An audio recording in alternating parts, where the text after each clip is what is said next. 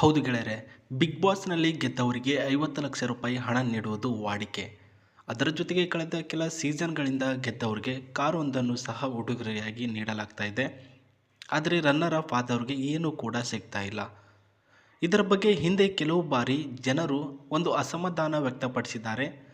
ಬಳಿಕ runner up ಆದವರಿಗೆ ನಗದು ಬಹುಮಾನ ನೀಡಲು ಆರಂಭಿಸಿದರು. ಇದೀಗ ಈ ಒಂದು ಸೀಸನ್ನಲ್ಲಿ ರನ್ನರ್ ಅಪ್ ಆದ ರಕ್ಷಿತಾ ಅವರಿಗೆ ಬಹುದೊಡ್ಡ ಮೊತ್ತವೇ ದೊರೆತಿದೆ ಅಂತ ಹೇಳಲಾಗ್ತಾ ಇದೆ. So big boss Kannada season 12ರ ಅಂತ್ಯವಾಗಿ 113 ದಿನಗಳ ಕಾಲ ನಡೆದ ಈ ಒಂದು ಶೋ ಗಿಲ್ಲಿ ವಿನ್ನರ್ ಆಗಿದ್ದಾರೆ. ಕೋಟ್ಯಾಂತರ ಓಟುಗಳು ಗಿಲ್ಲಿಗೆ ಬಂದಿವೆ. ರನ್ನರ್ ಅಪ್ ಆಗಿರುವ ರಕ್ಷಿತಾ ಶೆಟ್ಟಿ ಬಿಗ್ ಬಾಸ್ ಮನೆಗೆ ಬಂದ ಮೊದಲ ದಿನವೇ ಶೋನಿಂದ ಹೊರಗೆ. ಅಲ್ಪ ಸ್ವಲ್ಪ ರಕ್ಷಿತಾ ವಾರದ ಬಳಿಕ ಮರು ಎಂಟ್ರಿ ಕೊಟ್ಟಿರ್ತಕ್ಕಂಥ ಹುಡುಗಿಯಾಗಿದ್ಲು. ಯಾವ ಹಿನ್ನೆಲೆಯೂ ಕೂಡ ಇಲ್ಲದೆ ಈ ಒಂದು ಇಲ್ಲಿವರೆಗೂ ಪ್ರಯಾಣ ಮಾಡ್ಕೊಂಡು ಬಂದಿರೋದು ಇದೊಂದು ಸಾಧನೆ ಅಂತಲೇ ಹೇಳ್ಬೋದು. ಬಿಗ್ ಬಾಸ್ ಗೆದ್ದವರಿಗೆ 50 ಲಕ್ಷ ರೂಪಾಯಿ ಹಣ ನೀಡುವುದು ವಾಡಿಕೆ. ಅದರ ಜೊತೆಗೆ ಕಳೆದ ಸೀಸನ್ಗಳಿಂದ ಗೆದ್ದವರಿಗೆ ಕಾರ್ ಸಹ ಕೊಡ್ತಾ ಇದ್ದಾರೆ ಅಂತ ನಿಮಗೆ ಗೊತ್ತಿದೆ. ಸೊ ವಿನ್ನರ್ ಘೋಷಣೆ ಮಾಡುವ ಮುಂಚೆ ಸುದೀಪ್ ಅವರು ರಕ್ಷಿತಾ ಬಳಿ 50 ಲಕ್ಷ ಗೆದ್ದರೆ ಏನು ಮಾಡ್ತೀರಿ ಎಂದು ಕೇಳಿದರು. ಅದಕ್ಕೆ ರಕ್ಷಿತಾ 20 ಹಸು ಖರೀದಿ ಮಾಡ್ತೀನಿ ಎಂದರು.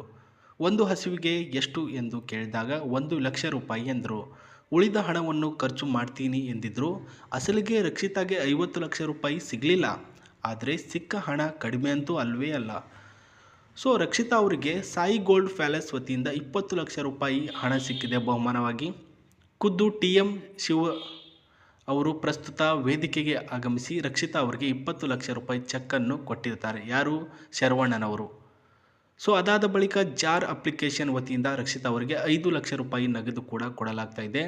ಅದು ಕೂಡ ಉಡುಗೊರೆಯಾಗಿ ನೀಡಲಾಗಿತ್ತು. ಬಹಳ ಕಷ್ಟಪಟ್ಟು ಆಡಿದಂತಹ ರಕ್ಷಿತಾಗೆ ಒಳ್ಳೆಯ ಮೊತ್ತವನ್ನೇ ಬಹುಮಾನವಾಗಿ ನೀಡಲಾಯಿತು. ಮಧ್ಯಮ ವರ್ಗದ ಕುಟುಂಬದವರಾಗಿದ್ದರೂ ಕೂಡ ರಕ್ಷಿತಾಗೆ ಇದೊಂದು ಸಹಕಾರಿ ಆಗುವುದಂತೂ ಗ್ಯಾರಂಟಿ ಅಂತಲೇ ಹೇಳ್ಬೋದು.